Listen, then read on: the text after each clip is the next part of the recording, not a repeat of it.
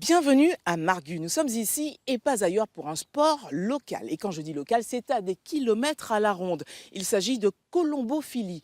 Et la colombophilie concerne tous ceux qui élèvent des pigeons voyageurs.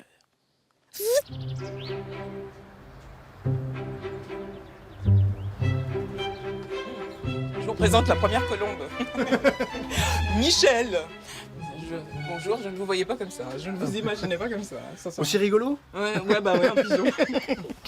Bon, voilà. Alors, vous sortez de vos appartements, enfin des appartements non, de... le deuxième appartement. Les 3/4 du temps, c'est ici. Ah, ok. Le matin, on se lève, il faut s'occuper des petites bestioles. Ah ouais, je comprends. Et vous en avez combien? 80. Vous aimez ça? Le virus m'a pris il y a 40 ans. D'accord. Et ce sont Ça des... c'est pas des sportifs. grands, c'est pas des grands champions. Moi, c'est des petits champions, mais de temps en temps, j'arrive à faire un petit résultat. Le concours de Bourges me réussit bien. À chaque fois, souvent sur Bourges, je le fais premier. Et pourtant, Michel Loup ne cherche pas à transformer son pigeonnier en écurie de Formule 1. Y aurait-il plus de plaisir à voir un pigeon évoluer qu'à collectionner des trophées? Cela pourrait se traduire ainsi. Des pigeons bien élevés sont des pigeons qui reviennent toujours. Rien qu'à voir le bec, déjà. Rien qu'à son bec. S'il a un bec bien blanc et tout ça, c'est sûr qu'il est en très bonne santé. Et ensuite, il faut lui ouvrir le bec et voir l'intérieur de son bec, voir s'il n'a pas de bestioles, tout ça, de l'intérieur, des glaires et tout ça. Et là, celui-là était en parfaite santé. Moi, actuellement, mes pigeons, ils ont de la farine de soja pour la plume. Vous pouvez voir, la plume, elle est vraiment soyeuse. Et là, vu le temps avec la pluie qui va y arriver bientôt, donc c'est pas la peine de leur mettre un kawaii pour aller les mettre en concours, ils seront protégés. Et ça vit longtemps?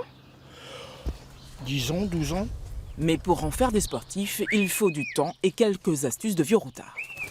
Dès qu'il commence à voler, il faut l'apprendre à prendre ses places, à repérer c'est où on lui donne à manger. Il repère tout seul de toute façon.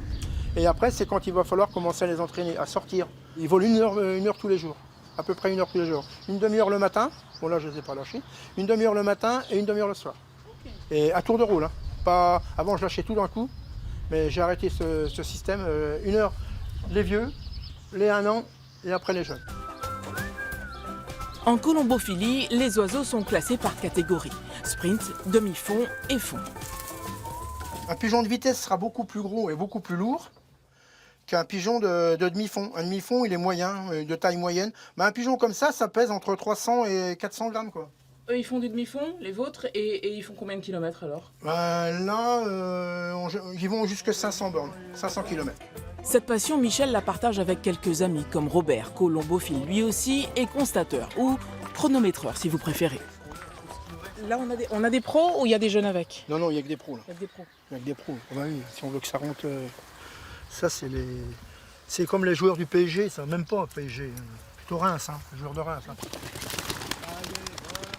Ça vole à quelle vitesse, un pigeon? Alors, 2 paramètres. Déjà, combien il y a de kilomètres entre le point de lâcher et le point du pigeonnier, la direction du vent, donc ça varie entre 60 et 90 à l'heure. Mais est-ce que vous étudiez chaque fois les points de lâcher? On essaie de trouver un endroit où il n'y a pas trop de fils électriques.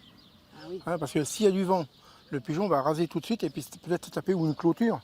Il faut essayer de les lâcher dans le sens où il y a le moins d'obstacles possible. Le but étant d'obtenir que les pigeons reviennent à leur pigeonnier le plus rapidement possible. Donc là, on a un champion dans l'équipe. Je vais vous présenter. Justement, il vient juste d'arriver. Je vous présente.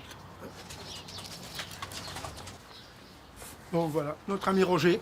Roger l'ami, depuis Charbot.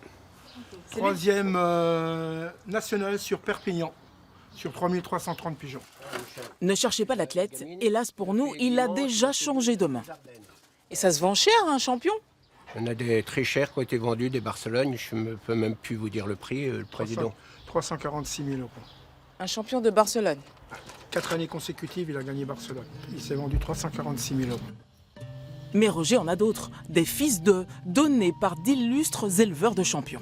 Je vois tous les colombophiles que j'ai emmené ma fille voir leur colombier, ils lui ont donné plein de conseils. Que dans le temps, moi quand j'ai démarré que j'avais 18 ans, on ne nous donnait aucun conseil. Parce que le champion devait rester champion. Voilà. Alors que ma devise, moi le champion, tout champion que ce soit, c'est fait pour être battu. Ben non, mais ça va aller là. C'est pas oui. Ça mord pas. D'accord. Hein, c'est vachement doux en plus. Hein.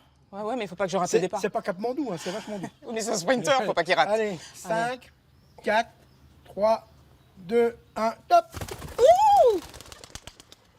J'avais le sprinter, meilleur départ. Bon, à très bientôt ailleurs en Champagne-Ardenne.